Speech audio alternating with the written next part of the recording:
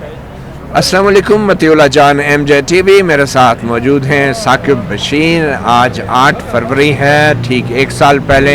اسی دن پاکستان میں عام انتخابات ہوئے، مگر ابھی تک آج تک یہ معلوم نہیں پڑ رہا کہ ان انتخابات میں جیتا کون۔ بڑے سنگین الزامات لگے دھاندلی کے، اور خاص طور پہ فارم 45 اور فارم 47 کا ایک تضاد جو سامنے آیا، جس کے بعد جو موجودہ حکومت ہے اس کا آج تک ہماری عدالتیں بھی فیصلہ نہیں کر سکی، اور جب عدالتوں نے کچھ فیصلہ کرنے کی کوشش کی تو ان کو مفلوج کر دیا گیا۔ 8 فروری کے اوپر آج ہم بات کریں گے۔ اس کے علاوہ 10 فروری کو ایک جوڈیشل کمیشن کا اجلاس ہونے جا رہا ہے، جس میں سپریم کورٹ میں 8 ججوں کی تعیناتی ہونی ہے۔ یہ وہ اجلاس ہے جس کے خلاف صرف پاکستان بھر کے وکلا، سینئر وکلا ہی نہیں بلکہ سپریم کورٹ اور ہائی کورٹ کے کچھ ججز نے بھی آواز اٹھائی ہے اپنے خطوط کے ذریعے، اور چیف جسٹس یحییٰ آفریدی اور جوڈیشل کمیشن آف پاکستان سے کہا ہے کہ 10 فروری کے اجلاس کو ملتوی کیا جائے، ورنہ اس کے بعد اگر مزید 8 ججز سپریم کورٹ میں لائے گئے تو پھر ایک انتشار ہوگا، عدالت کی ساکھ متاثر ہوگی، عدالت مزید تقسیم کا شکار ہوگی۔ ان خطوط کے باوجود بھی ابھی تک کوئی ایسے آثار نہیں کہ چیف جسٹس یحییٰ آفریدی یا جوڈیشل کمیشن آف پاکستان اپنا اجلاس ملتوی کریں، اور 10 فروری کو ہی اور کراچی سے اور دیگر شہروں سے وکلا کی ایک بڑی تعداد اسلام آباد میں احتجاج کرنے بھی آ رہی ہے۔ اور یہ احتجاج ہوگا نہ صرف یہ کہ سپریم کورٹ میں 8 ججوں کی مجوزہ تقرری کے خلاف، بلکہ جو اسلام آباد ہائی کورٹ میں 3 ججوں کو دیگر ہائی کورٹوں سے تبادلہ کر کے لایا گیا ہے، اور اسلام آباد ہائی کورٹ کی سینیارٹی کو درہم برہم کر دیا گیا ہے، اس سینیارٹی کی نئی فہرست کے خلاف بھی یہ احتجاج ہوگا۔ تو ہم بات کرتے ہیں پہلے 8 فروری کے آج کے دن کے حوالے سے۔ ثاقب بشیر، جب ہم پیچھے مڑ کے دیکھتے ہیں تو 8 فروری 2024 مجھے یہ کہنے میں کوئی عار نہیں کہ 25 جولائی 2018 کو جو ہوا تھا وہی 8 فروری 2024 کو بھی ہوا، مگر شاید اپنی اپنی سیاسی وابستگیوں کے باعث ہم لوگ اس حقیقت کو تسلیم کرنے کو تیار نہیں، اور دونوں بار ہی ان انتخابات کو چوری کرنے والے وہی لوگ تھے جنہوں نے 1990 میں انتخابات چوری کیے تھے، اور اس حقیقت کو سپریم کورٹ نے اپنے ایک فیصلے میں بھی لکھ دیا تھا۔ جو فیصلہ آیا تھا ایک عسکر خان کیس مشہور زمانہ، اس میں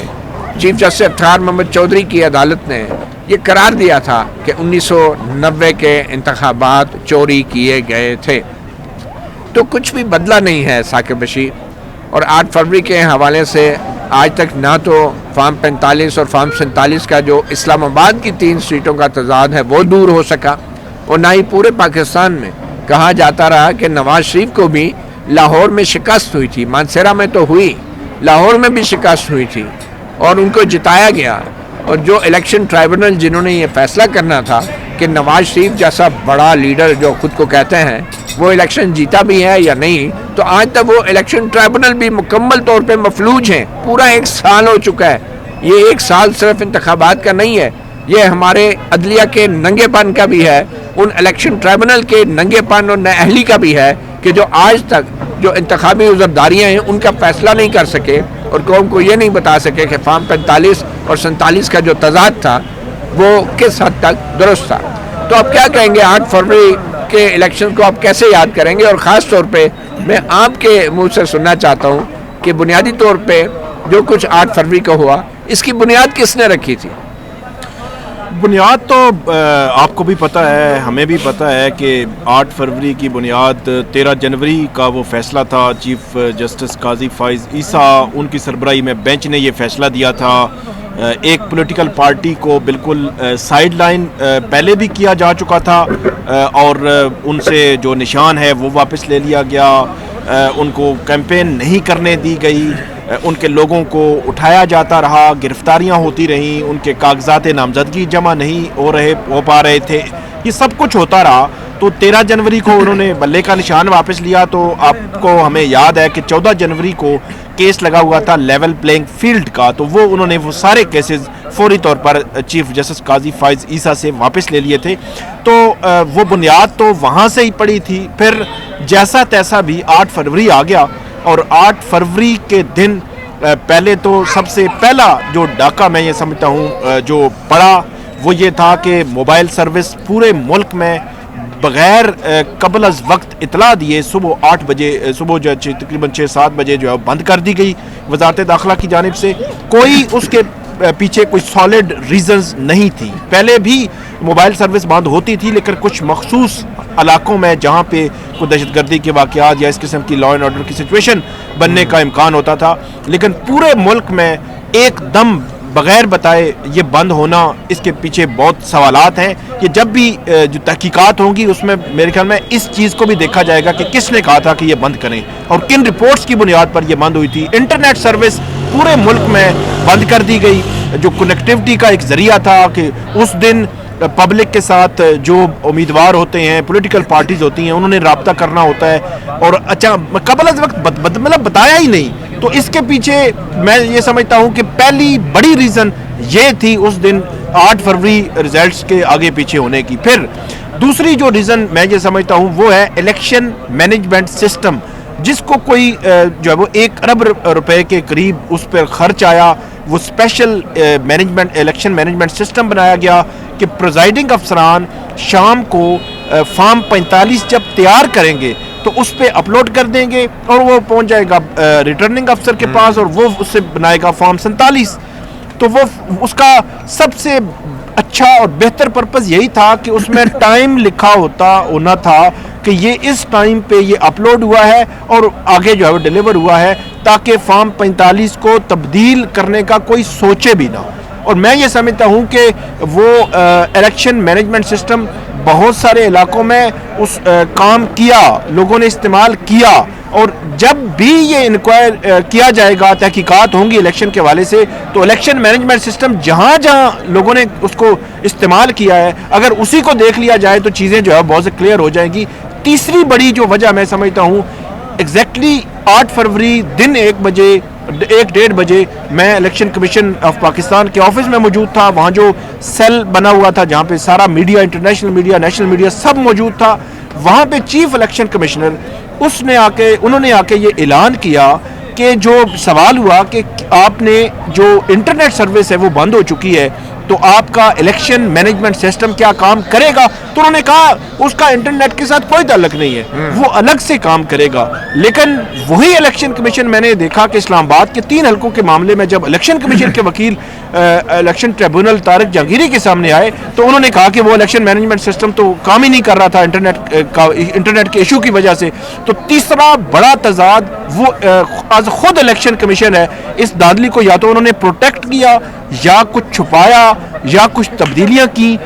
اس کے بعد ابھی جو ریسنٹلی جو رپورٹ آئی ہے جو پٹن کی, تو پٹن کی رپورٹ یہ کہہ رہی ہے کہ فیب 8 سے لے کر سپٹمبر تک جو الیکشن کمیشن کی ویب سائٹ پر چیزیں تبدیل ہوتی رہی.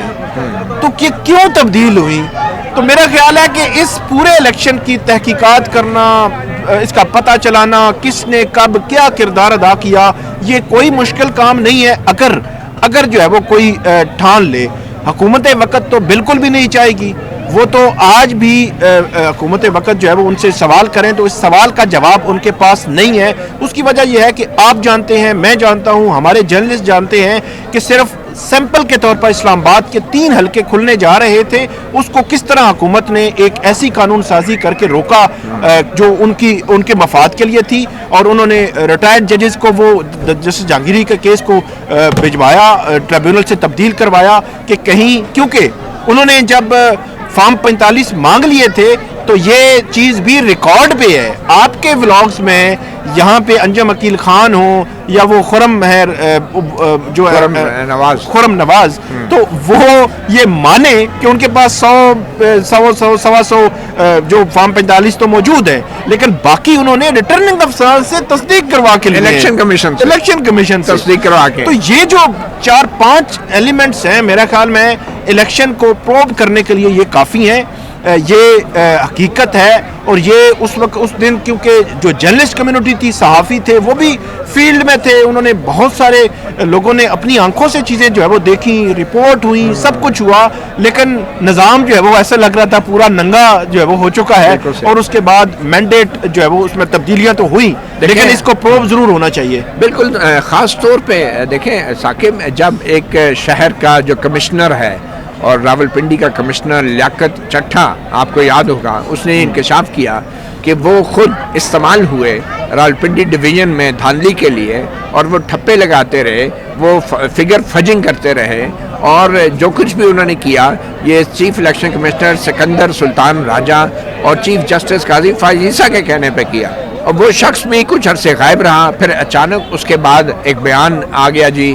کہ میں دباؤ میں یہ سب کچھ کہہ گیا اور یہ غلط تھا, لیکن آج تک اس بندے کا کوئی پتہ نہیں وہ بندہ کدھر ہے. اور سو مچ سو کہ قاضی فائز عیسیٰ جیسا شخص, اس کو آ کے موبائل کے اوپر, ویڈیو کے اوپر اپنی صفائیاں دینی پڑی کورٹ رپورٹرز کے سامنے. تو اتنا بڑا یہ انکشاف تھا, اور اس کے باوجود بھی میں پھر بھی یہ سمجھتا ہوں ثاقب کہ یہ جو کچھ 8 فروری 2024 کو ہوا ہے اس کے لیے کسی تحقیق کی ضرورت نہیں ہے. اس کے لیے صرف ایک کام کی ضرورت ہے کہ اس ملک میں کوئی صدر ٹرمپ جیسا آئے,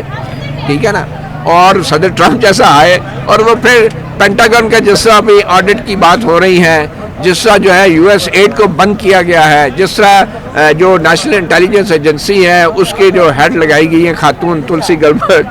اس طرح کے لوگوں کو لایا جائے تو تب جا کے ان الیکشنز کا حساب چکتا ہوگا. اور نہ صرف یہ والے الیکشن بلکہ 25 جولائی 2018 کے الیکشنز کے حوالے سے بھی ایک میں سمجھتا ہوں مفصل کارروائی ہونی چاہیے. تو یہ بڑے افسوس کی بات ہے کہ اتنے لیاقت چٹھا جیسے راولپنڈی کے ایک کمشنر کی طرف سے ہونے والے انکشافات کے باوجود بھی کسی کے کانوں پہ جوں تک نہیں رینگی ہے.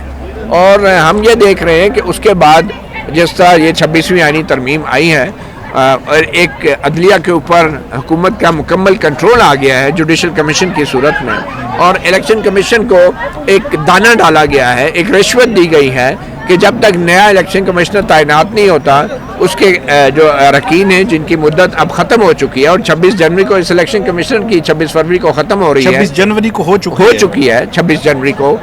تو مطلب یہ کنٹینیو کریں گے. یہ کس کردار کے لوگ ہیں کہ ان کو خود شرم نہیں آتی ہے کہ بھائی آپ کی مدت ختم ہو گئی ہے, اگر حکومت کہہ بھی رہی ہے کہ آپ کنٹینیو کریں تو آپ کہیں کہ بھائی میں نہیں کنٹینیو کرتا, میں ایک آئینی عہدیدار ہوں. مگر کیا ہے, کیونکہ آپ نے جو چوری کی ہے, آپ نے جو 2 نمبریاں کی ہیں, اس کی وجہ سے آپ اپنا عہدے کو چھوڑنے کو تیار نہیں جب تک آپ کو تحفظ دینے والا حکومت کی مرضی کا کوئی نیا چیف الیکشن کمشنر یا کمیشن کے اراکین نہ آ جائے.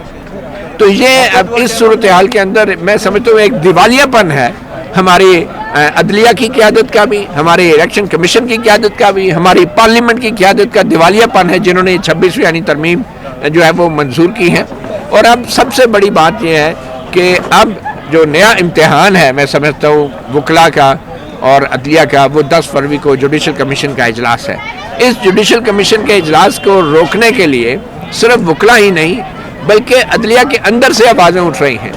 صرف اسلام آباد ہائی کورٹ کے 5 ججوں نے نہیں بلکہ سپریم کورٹ کے 4 ججوں نے بھی خط لکھ دیا ہے. اس کے باوجود بھی چیف جسٹس یحییٰ آفریدی جو ہے وہ اس کاٹھی کے گھوڑے سے اترنے کو تیار ہی نہیں. وہ جس کاٹھی کا گھوڑا کیا ہوتا ہے, وہ لکڑی کا جو ہوتا ہے آگے پیچھے ہوتا رہتا ہے, وہ چلتا نہیں ہے اور بچہ سمجھتا ہے کہ میں گھوڑا دوڑا رہا ہوں. تو یہ جو چیف جسٹس کا ہوتا ہے یہ اب کاٹھی کا گھوڑا ہو گیا ہے, ٹھیک ہے نا. تو مگر چیف جسٹس یحییٰ آفریدی جو ہیں اب وہ کوئی سٹینڈ لینے کو تیار نہیں, اور ان کا رویہ ایگزیکٹلی وہی ہے جو بطور جج بڑے بڑے آئینی معاملات کے اندر وہ پتلی گلی سے نکلتے تھے, وہ ایگزیکٹلی اب بھی وہی پتلی گلی کا راستہ تلاش کرنے کی کوشش کر رہے ہیں. تو کیا لگ رہا ہے کہ کیا 10 فروری کو اجلاس ہو جائے گا اور یہ جو وکلا آ رہے ہیں احتجاج کرنے کے لیے, اور اگر اجلاس ہوتا ہے اور 8 ججوں کو ہائی کورٹوں سے لے کے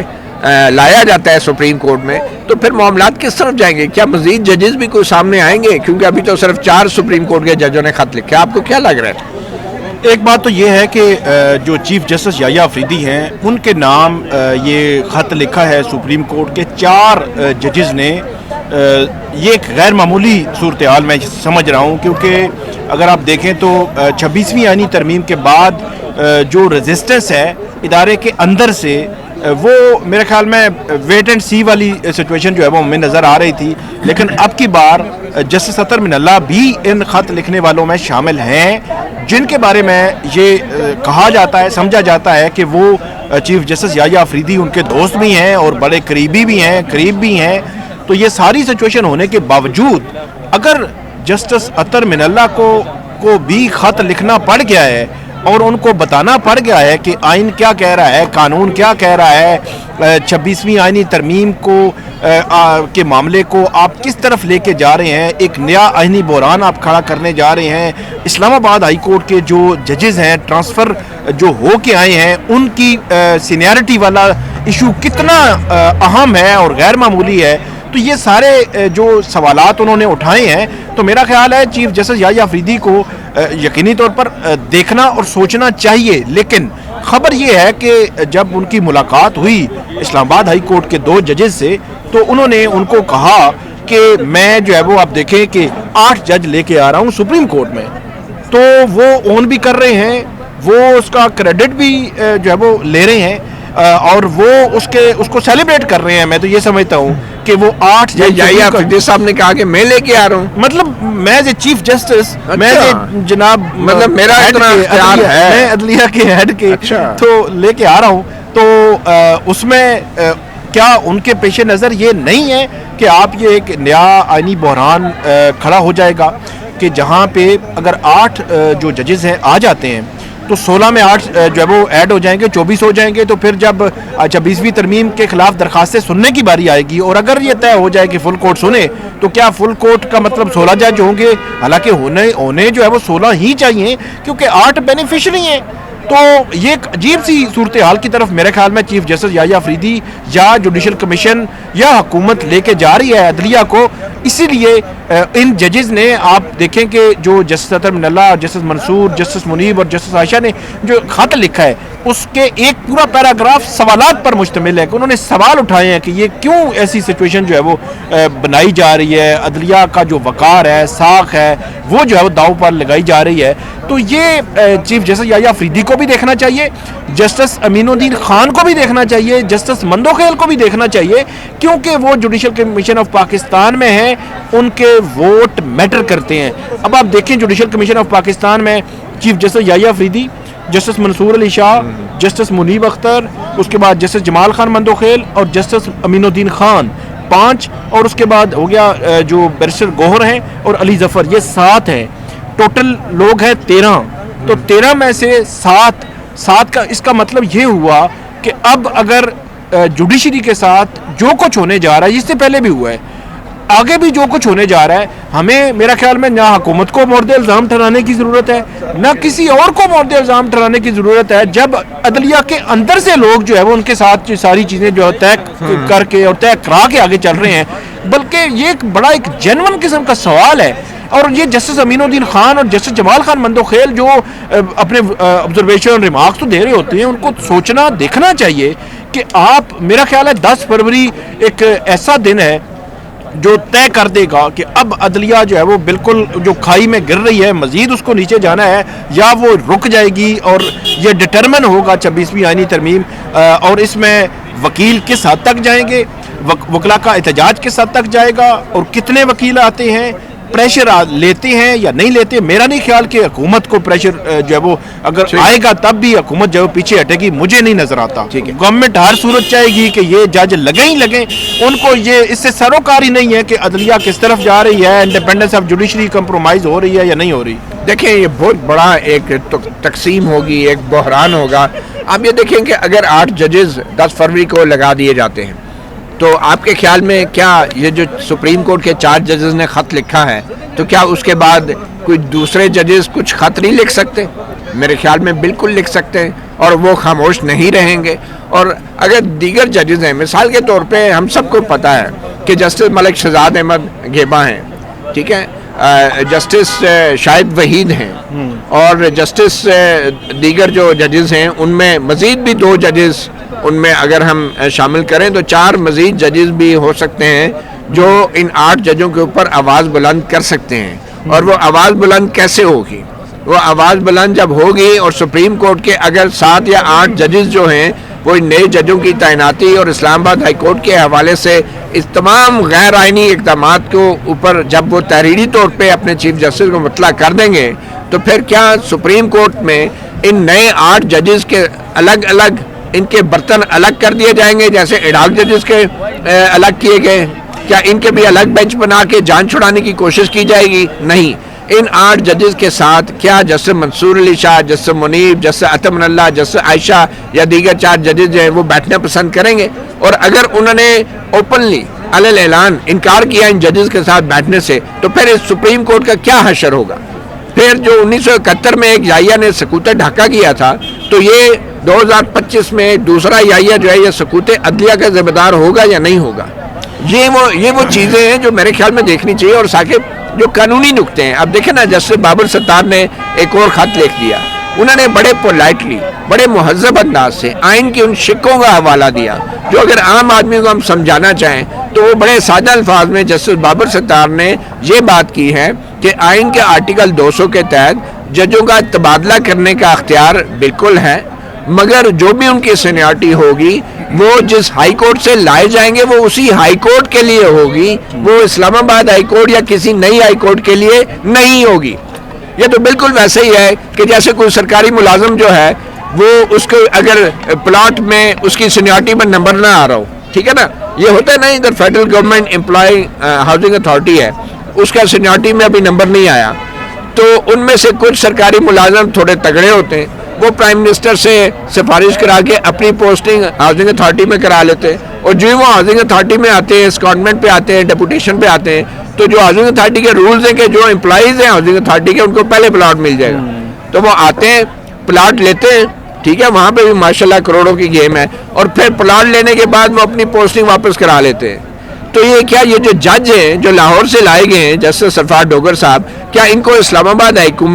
کورٹ میں چیف جسٹس بنانے کے لیے لایا گیا جو 15ویں نمبر سے اٹھا کے ادھر لے کر آئے؟ اور کیا ان کو پھر سپریم کورٹ میں جلدی ایلیویشن ہو جائے گی؟ مطلب ابھی تک کی جو تشریح نظر آ رہی ہے اس سے تو یہی لگتی ہے کہ 15 نمبر کا جج لاہور ہائی کورٹ کا جو لاہور ہائی کورٹ میں اگر رہتا تو اس کو کبھی سپریم کورٹ کے لیے کنسیڈر نہیں کیا جا سکتا تھا، مگر اب سپریم جو حکومت کی تشریح ہے اس کے مطابق تو 16ویں اور 17ویں اور 18ویں نمبر کا جج بھی لا کے جو ہے پھر اسلام آباد ہائی کورٹ میں اس کو آپ سپریم کورٹ میں بھی لانے کے قابل بنا دیں گے.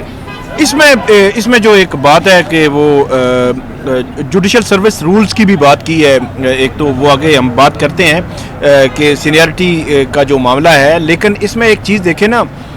کہ اگر کوئی سول سروس جو سول سرونٹ کی اگر بات کریں کہ وہ کہے کہ میں اپنی مرضی کی جگہ پر جو ہے وہ جانا چاہتا ہوں اور وہ وہاں پہ چلا بھی جائے اور جانے کے بعد اس کو ظاہری سی بات ہے ایک وہ اپنی مرضی سے جا رہا ہے نا، تو آگے یہ تو نہیں ہوگا. اس طرح تو میرے خیال پورا پاکستان چاہے گا کہ میں کنسنٹ دے رہا ہے، جی کنسنٹ دے رہا ہے، اس طرح تو پورا پاکستان چاہے گا کہ میں آگے جاؤں اور آگے جا کر جو ہے وہ اب جو کام ڈائریکٹلی نہیں ہو رہا. اچھا ویسے ابھی آپ لاہور ہائی کورٹ میں ایک سروے کروائیں ثاقب، جی تقریباً ججز ہیں کہ بھئی کون کون اسلام آباد آنا چاہتا ہے، تو آدھے سے زیادہ ججز تو کنسنٹ دیں گے، تو پھر یہ اختیار کس کا ہوگا کہ یہ میرے چاچے کا پتر ہے، یہ میرے مامے کا پتر ہے، اس کو لے آئیں اسلام آباد. پھر فیصلہ تو حکومت کے پاس آ گیا نا. پھر صدر پاکستان کے پاس آصف زرداری فیصلہ کرے گا کہ کون سا جج جو ہے وہ اسلام آباد میں آئے گا، اس کو ادھر گھر دیا جائے گا، ادھر اس کو چیف جسٹس بنایا جائے گا. مطلب یہ پھر کہاں گئی وہ عدلیہ کی آزادی، وہ کہاں گئی 18ویں ترمیم عدالتی کمیشن جو بنایا گیا ہے، پھر اپنا بنایا ہوا کمیشن جو ہے وہ بھی فارغ ہو گیا نا. پھر وہ کمیشن ایک تو جو 26ویں ترمیم تھی حکومت نے خود کی، اب 26ویں ترمیم کے بعد بھی وہ ٹاپ 3 ججز کو چیف جسٹس ہائی کورٹ بنانے کے حوالے سے ایک نیا راستہ انہوں نے نکالا کہ ایک جو ہے وہ بندہ باہر سے لے آیا. اچھا سپریم کورٹ کے ججز نے جو خط لکھا ہے نا، انہوں نے بڑا انٹرسٹنگلی یہ بتایا ہے کہ جو کام ڈائریکٹلی نہیں ہو سکتا وہ آپ انڈائریکٹلی بھی نہیں کر سکتے. کہ ایک جج جو ہے وہ اگر لاہور ہائی کورٹ میں 15ویں نمبر پر ہے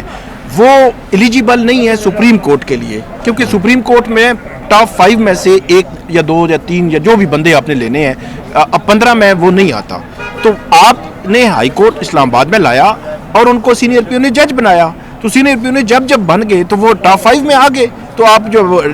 سپریم کورٹ کے لیے ایلیجیبل ہو گئے. آج بھی مطلب میں یہ سمجھتا ہوں کہ 10 فروری کو بھی جوڈیشل کمیشن آف پاکستان یہ چاہے تو ان کو جو ہے سپریم کورٹ لے جا سکتا ہے, تو یہ انڈائریکٹلی بھی وہ کام آپ نہیں کر سکتے جو ڈائریکٹلی نہیں ہوتا. اسی طرح چیف جسٹس اسلام آباد ہائی کورٹ کے لیے بھی کہ وہ جو انہوں نے کانسٹیٹیوشنل ایک فراڈ کی بات کی تھی کہ آئین کے ساتھ ایک فراڈ ہے کہ آپ جو ہے وہ لا رہے ہیں اور آپ کیونکہ ایج زیادہ ہے تو سینئرٹی کر کے تو وہ سینئر پیونی, تو سینئر پیونی کے بعد جب ٹاپ 3 میں سے چیف جسٹس کے لیے سلیکشن ہوگی تو وہ اسلام آباد ہائی کورٹ کا چیف جسٹس جو ہے ان کو بنا دیا جائے گا. تو اس کو انہوں نے کانسٹیٹیوشنل فراڈ جو ہے وہ نام اس لیے جو ہے وہ دیا تھا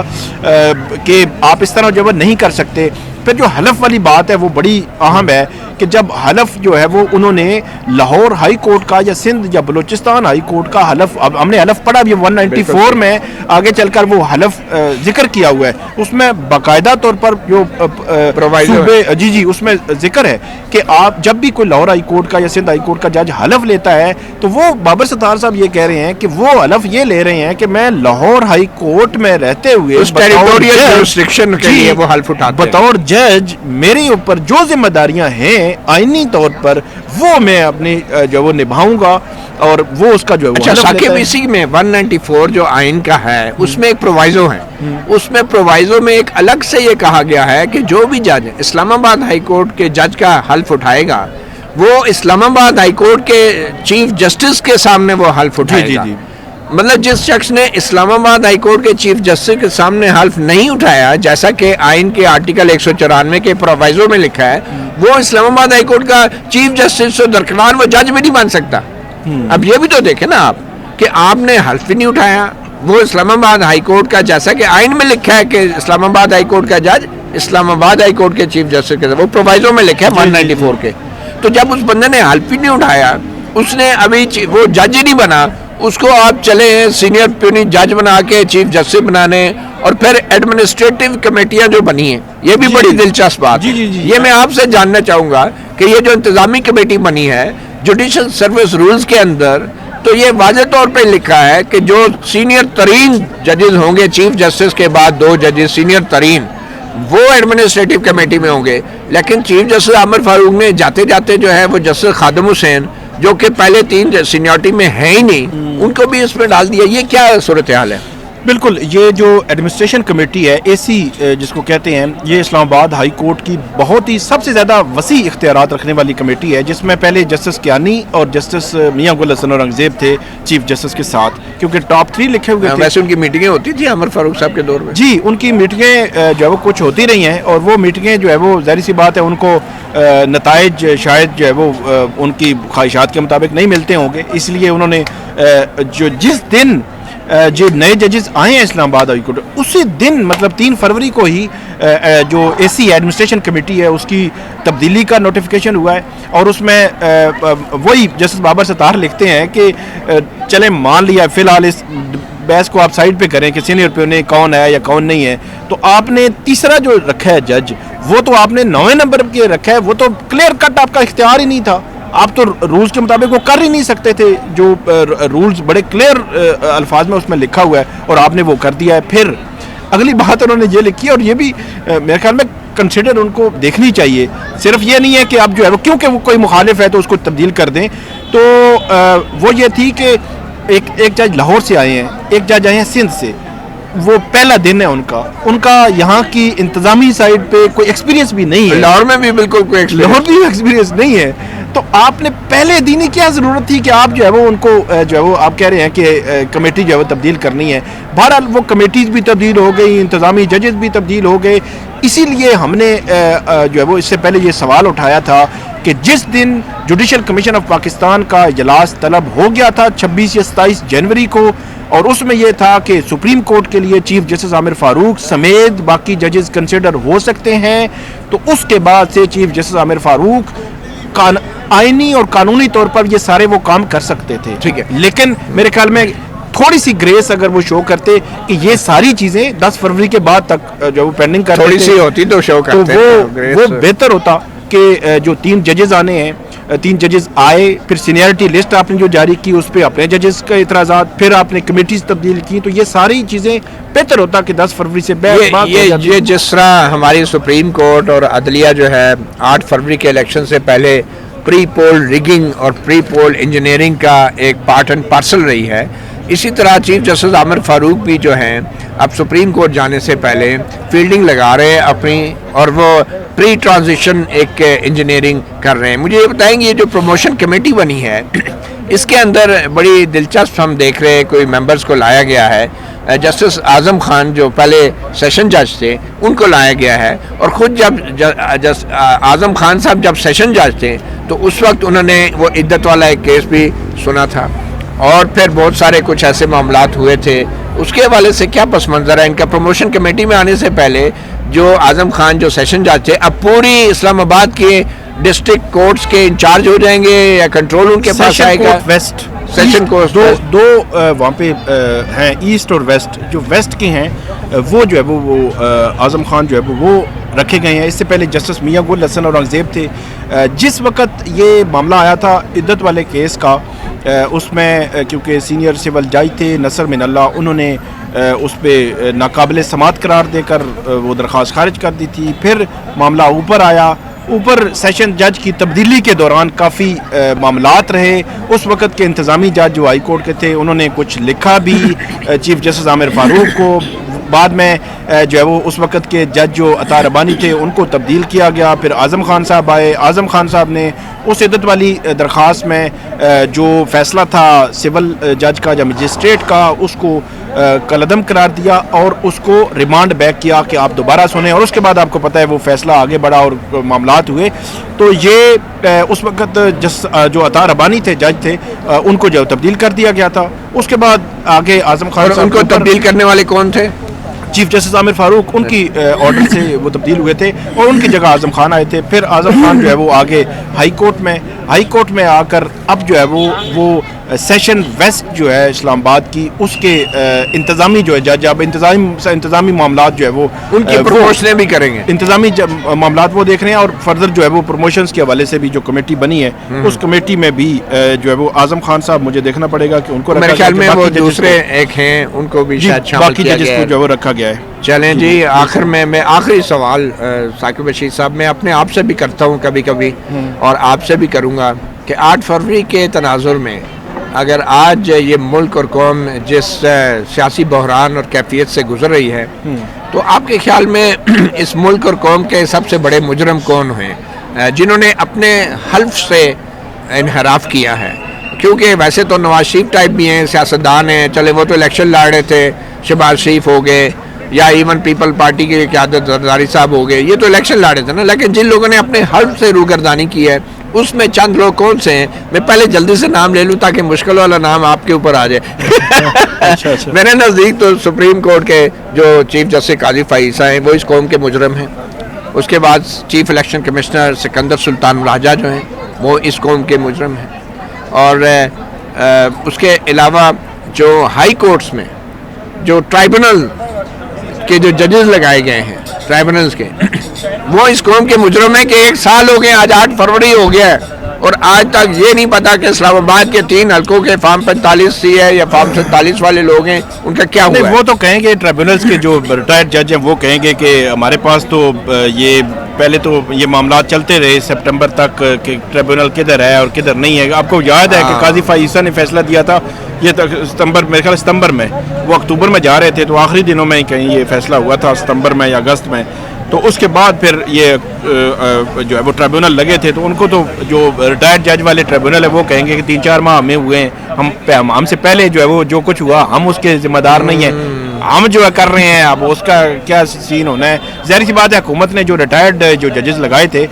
ان کا جو مقصد ہے حکومت کے پوائنٹ آف ویو سے تو یہی ہے. مشکل والا نام آپ بتائیں نا کون مجرم ہے بڑا جس نے حلف سے روگردانی کی؟ میرا خیال ہے مختلف لوگ اس میں موجود ہیں جو مختلف آئینی عہدوں پہ بھی ہیں اور مختلف عہدوں پہ ہیں مختلف عہدوں پہ. میرے خیال میں ہمیں یہ نہیں بھولنا چاہیے کہ اس ملک میں اسٹیبلشمنٹ نے ابھی تک جو بھی کردار ادا کیا ہے اس سے ملک کو نقصان ہوا ہے, اس نے منفی کردار ادا کیا ہے. یہ بات یہ نہیں ہے کہ اسٹیبلشمنٹ کون ہے. میرے خیال میں آج جس صورتحال سے ہم گزر رہے ہیں اس میں اسٹیبلشمنٹ کے تمام سربراہان اس کے ذمہ دار ہیں, چاہے وہ آپ جنرل مشرف سے سٹارٹ کر کے آج تک لے لیں, کوئی بھی مبرہ نہیں ہے اس ملک کے موجودہ سیاسی اور آئینی بحران کے الزام سے. تو یہ تو اب وقت ہی بتائے گا، اور ہم تو یہی توقع کرتے ہیں کہ جب تک پاکستان میں کوئی ٹرمپ جیسا بندہ آئے گا تو تب جا کے یہ سارے معاملات جو ہیں واضح ہوں گے، اور اگر ٹرمپ جیسا نہیں آئے گا تو پھر ظاہری بات ہے شہباز شریف جیسا ہی ہمارے قوم کے نصیب میں ہے. تو مطیع اللہ جان، ایم جے ٹی وی سے اتنا ہی، اجازت دیجیے، اللہ حافظ.